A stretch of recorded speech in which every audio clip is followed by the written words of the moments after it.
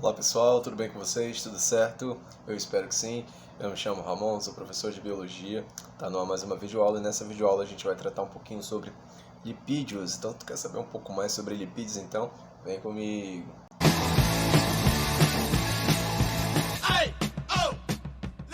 Então, nessa aula a ideia é a gente falar só de características funcionais, características biológicas. Por que os lipídios são tão importantes assim nos processos biológicos e adaptativos de muitos seres? Vamos lá então falar dessas características?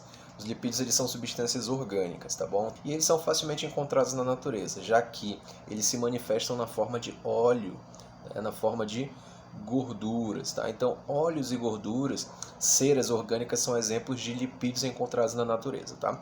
E óleos e gorduras são sintetizados facilmente por seres vivos, como plantas, como animais, tá bom? Por isso que os lipídios eles são considerados biomoléculas, tá bom? Nós, seres humanos, por exemplo, sintetizamos gorduras. O fígado, por exemplo, ele sintetiza o colesterol. Você já deve ter ouvido falar do colesterol. O colesterol é um tipo de lipídio, beleza? Mas assim, gente, diferentemente de outras substâncias orgânicas, os lipídios eles acabam fugindo do padrão em certas características. Por exemplo, muita gente pensa que os lipídios eles são considerados macromoléculas e os lipídios eles não podem ser considerados macromoléculas. Por quê? Porque eles não têm um alto peso molecular, eles não são tão grandões assim como, por exemplo, proteínas, como, por exemplo, ácidos nucleicos. Então, coloque aí também essa informação, tá? Vou colocar um asterisco aqui, ó. Então, eles não são macromoléculas, tá bom? Eles também não são polímeros, tá bom? Fogem um pouco do padrão daquelas moléculas que a gente vê, por exemplo, nas proteínas, nos ácidos nucleicos. Proteínas e ácidos nucleicos, eles formam polímeros. Você lembra o que é um polímero? Polímero é uma molécula relativamente grande, formado pela união e pela repetição de unidades chamadas de monômeros. Então, toda proteína, qualquer família de proteína sempre vai ser formada e constituída por aminoácidos. Todo ácido nucleico, DNA, RNA, sempre vai ser composto por nucleotídeos. Os lipídios, por outro lado, não existe ali um monômero comum de todos os lipídios encontrados aí na natureza, tá bom? Então eles fogem um pouco desse padrão. Então coloque aí essa informação também, tá? Essas características, então elas são um pouco esquecidinhas aí, tá? Mas existem características que se você botou o olho, caraca, isso é coisa de lipídio. Sim, e quais são essas características? Olha só, primeiro, os lipídios eles são moléculas apolares. O que é uma substância apolar? É o oposto do polar. Uma substância polar é aquela substância que tem cargas elétricas. Os lipídios eles não têm cargas elétricas, eles são desprovidos de cargas elétricas. E quando a gente pensa numa substância polar, a gente lembra logo de quem? Água. Então, a água é uma substância altamente polar e graças a essa característica ela tem a capacidade de interação com uma porrada de moléculas de substâncias polares dentro do teu corpo, dentro da tua célula, tá bom? Lembra que a água tem um título de solvente universal. Os lipídios, por outro lado, não têm essa capacidade de interação, tá? Porque eles são apolares, eles não têm cargas. Tanto que eles não interagem bem nem com a própria água, tá bom? Por isso que eles são considerados substâncias hidrofóbicas. Hidro significa água, fobia significa medo, aversão, repulsa. E onde a gente observa isso facilmente? Cara, é só você tentar misturar, por exemplo, óleo em água, né? Na verdade você até vai misturar, mas você não vai conseguir fazer o óleo se solubilizar na água.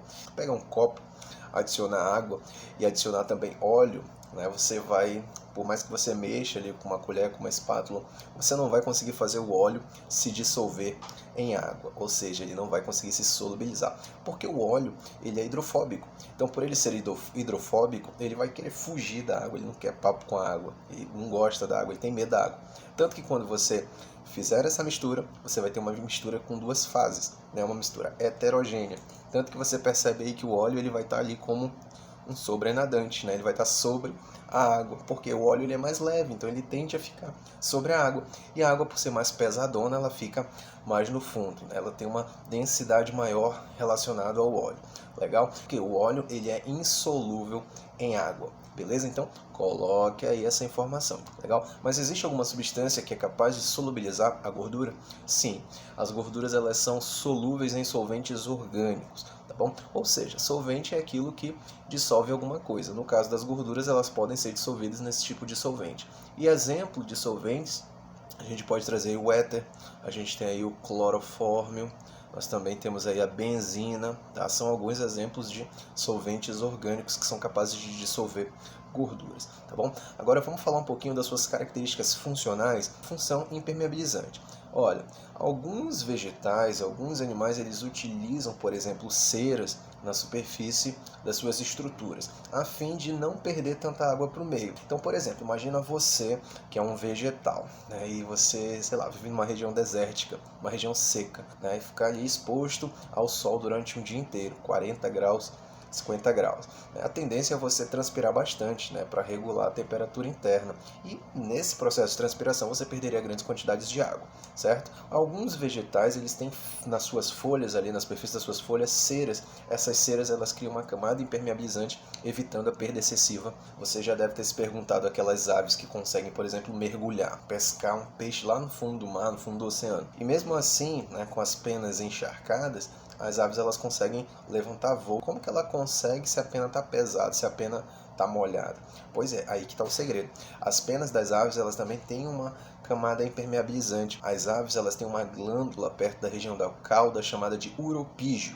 Essa glândula uropigial secreta gordura, óleo, e a ave, ela vai lá, passa esse óleo ali sobre as penas. As penas ficam impermeabilizadas. Olha só que legal isso daí, né, gente? Os lipídios, eles são substâncias orgânicas altamente energéticos, e as células, elas utilizam essas gorduras como fonte de energia também.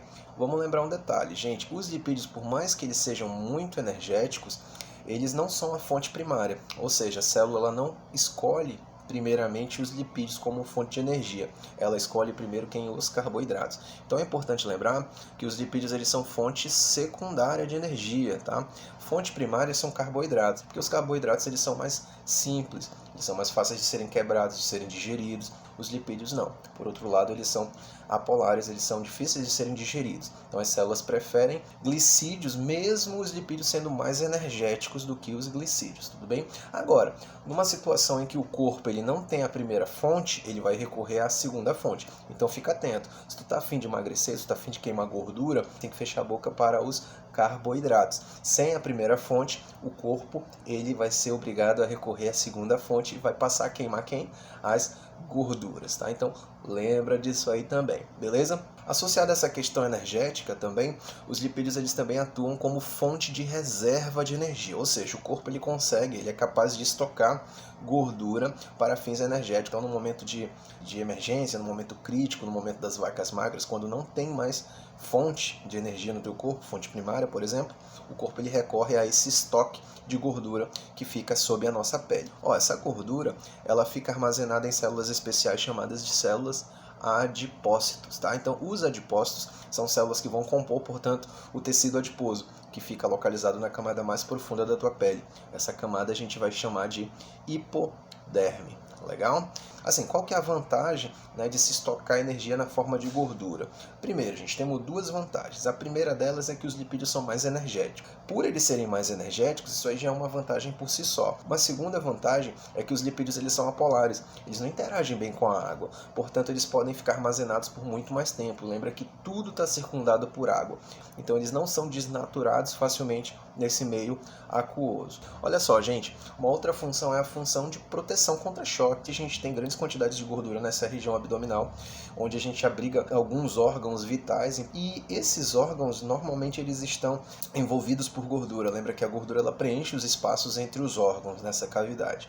Então os órgãos, eles ficam com uma espécie de acolchoamento. Então, num momento que ocorre um choque mecânico, esse impacto, ele vai ser dissipado, ele vai ser amortecido, né, por esse acolchoamento gorduroso. Outra função associada aos lipídios é que eles atuam como isolante térmico e isolante elétrico. O que é o isolante térmico? Olha, é isolar os meios, né? Então, isso aqui é muito importante, gente, em alguns processos adaptativos, né? Por exemplo, o urso polar, as focas, os pinguins, esses animais, eles vivem em regiões extremas de temperatura, regiões muito frias. Você já deve ter se perguntado como que esses animais conseguem sobreviver em regiões polares, regiões extremamente frias, sendo que são animais de sangue quente, são homeotérmicos, e animais de sangue quente são muito sensíveis em variações de temperatura, são animais que têm que manter a temperatura constante. Como que eles fazem isso?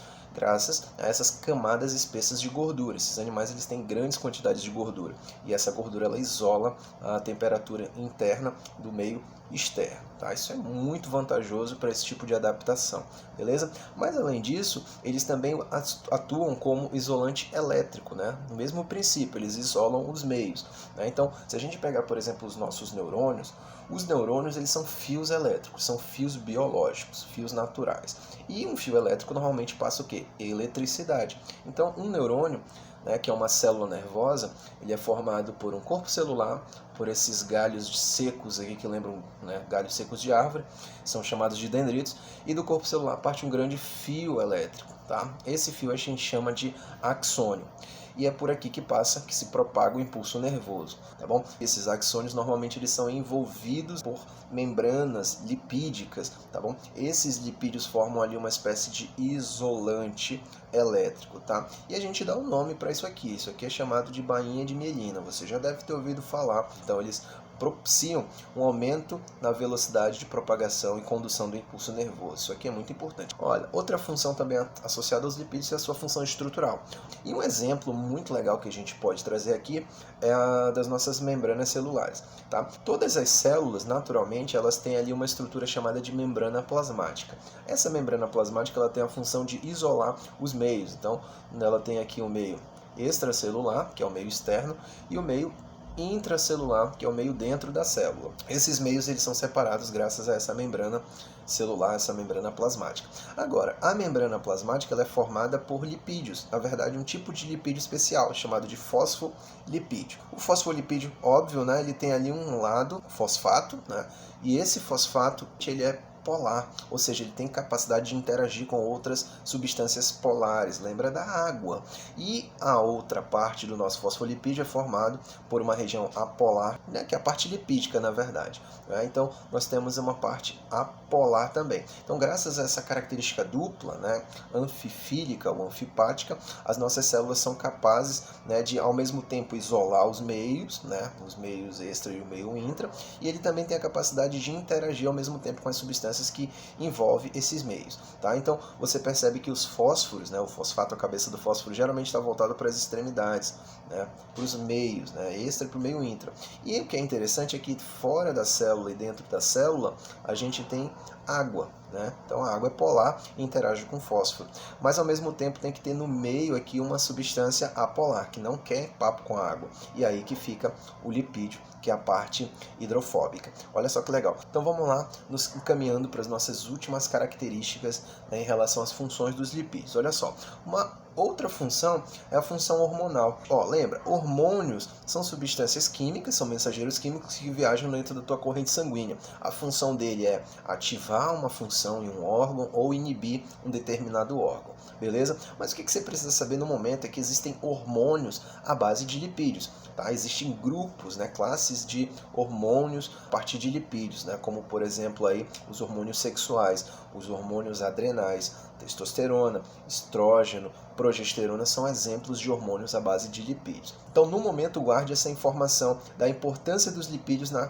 composição, né, de alguns tipos de hormônios, é claro. Beleza? Pode aparecer na prova de vocês ainda duas questões associadas aos lipídios, que eu não coloquei aqui. Tá? A primeira delas é a relação dos lipídios com certos processos fotossintéticos. Tá? Vale lembrar o seguinte, existem grupos de lipídios chamados de carotenoides, e os carotenoides eles são pigmentos, tá? Pigmentos comuns nos vegetais. E quando a gente pensa em carotenoides, a gente lembra de um em particular, que é o beta-caroteno. É ele que vai dar coloração alaranjada, avermelhada, amarelada, nos frutos, nos vegetais, nas flores, tudo bem? E esse beta-caroteno, por ser um pigmento, ele é capaz de absorver uma certa faixa de luminosidade, contribuindo inclusive para os processos fotossintéticos, tá bom? E vale lembrar também que este beta-caroteno ele é precursor da vitamina A. A vitamina A ela é importantíssima para a saúde da visão, beleza? Então vamos lembrar, né, aqui do processo fotossintético, tá bom? Então a fotossíntese tem relação com os lipídios quando você pensa nos carotenoides, beleza? Além disso, gente, os lipídios eles são muito importantes, pois eles são um ambiente onde as vitaminas lipossolúveis vão se solubilizar. Graças aos lipídios, as vitaminas conseguem se fixar no nosso corpo. Vitaminas lipossolúveis, vitamina A, vitamina D, vitamina E e vitamina K. Então os lipídios armazenam, né? Armazenam o quê? Armazenam vitaminas. Quem são essas vitaminas? As lipossolúveis, beleza? Então, pessoal, a ideia dessa aula era mais a gente comentar questões a respeito das funções dos lipídios. Vocês observam que são muitas, né? Então, a gente vai ficar por aqui. Eu espero que eu tenha contribuído para o conhecimento de vocês. Vamos aguardar a próxima aula. Essa aula número 2 a gente vai falar de classificação e de características bioquímicas de certos grupos de lipídios, beleza? Então, um forte abraço, tchau, tchau.